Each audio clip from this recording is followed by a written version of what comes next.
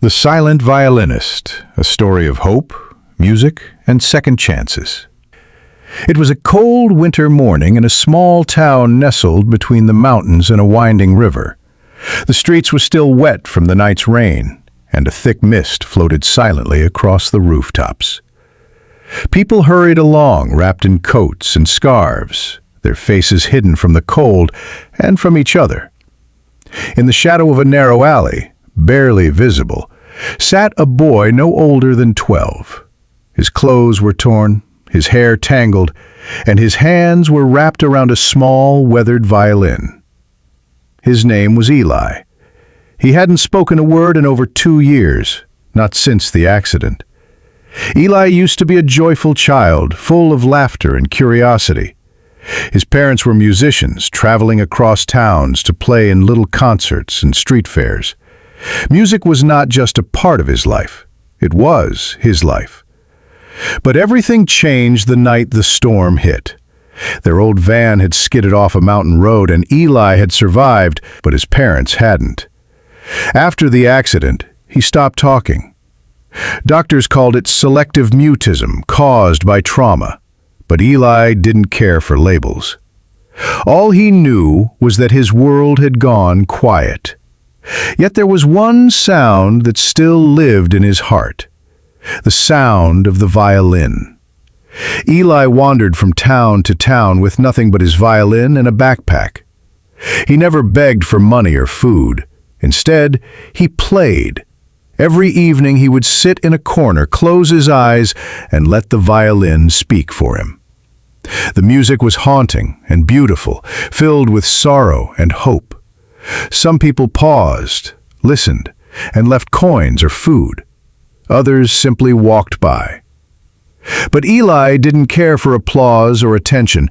He played because the music was the only voice he had left. One rainy afternoon, as he played beneath the awning of a closed bakery, a woman stood watching him for a long time. She had kind eyes, tired eyes, like someone who had also known pain. Her name was Clara, a retired music teacher who had lost her only son 5 years ago. Clara didn't say anything at first. She just stood there, listening to the boy's music as if it were a message written in notes and sorrow. And then slowly she knelt beside him and whispered, "Would you come with me? Just for a warm meal?" Eli hesitated. He looked at her, unsure. But something in her voice, something gentle and broken like him, made him nod. Clara's house was small but warm. A fire crackled in the corner, and the walls were lined with books and photographs. She made soup and gave Eli a towel, dry clothes, and a blanket. He didn't speak. He just watched her with quiet, cautious eyes. Over the days that followed, Eli stayed. Clara didn't push him to talk. Instead, she brought out her old piano and began playing in the evenings, letting her melodies intertwine with Eli's violin. Day after day, the house filled with music, two souls communicating without words, healing through sound. Eventually, Clara took him to a speech therapist and a gentle counselor. She enrolled him in a local school, where Eli faced many challenges. He was teased for being quiet, for his old clothes, for being different. But every time he felt like giving up, he came home and played with Clara. That was his strength, his reminder that silence did not mean weakness. One day, the school announced a talent show.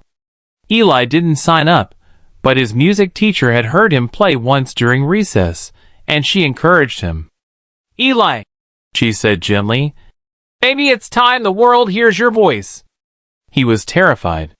His hand shook as he practiced, and his nightmares returned.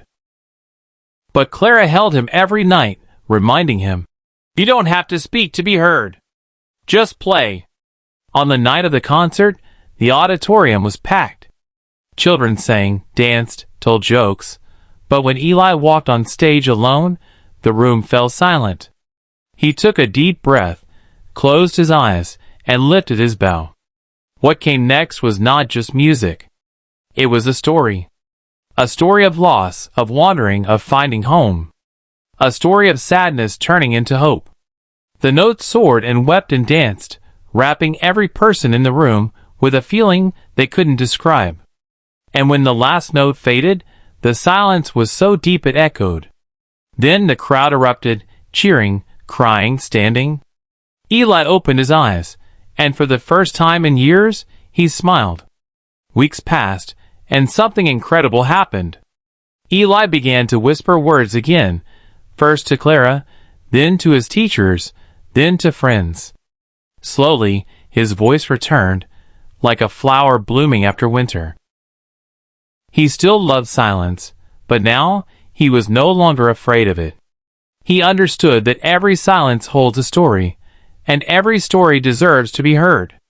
Years later, Eli grew up to become a world-renowned violinist, traveling across countries with Clara beside him.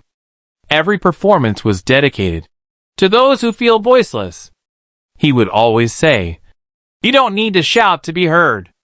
Sometimes, the softest sound carries the deepest truth. This is not just Eli's story. This is the story of everyone who feels lost, broken, or afraid to speak. This is for anyone who thinks they don't matter, or that their pain is too deep to heal. Cherry Blossom, even the quietest voice can sing the loudest song. Cherry Blossom, even the most broken heart can learn to play again. Cherry Blossom, and even when you're lost, someone will see your light. In short, The Silent Violinist, a story of hope, music, and second chances, is a heart-touching tale about a young boy named Eli, who loses his parents in a tragic accident and stops speaking. Alone and silent, he travels from town to town with only his violin, letting its music express the pain and hope he can't put into words. One day, a kind woman named Clara, who has also known deep loss, hears his music and invites him into her life. Slowly, through music, warmth, and understanding, they begin to heal together. Eli learns that even without words, he can still be heard, and that even silence holds power, beauty, and the strength to begin again.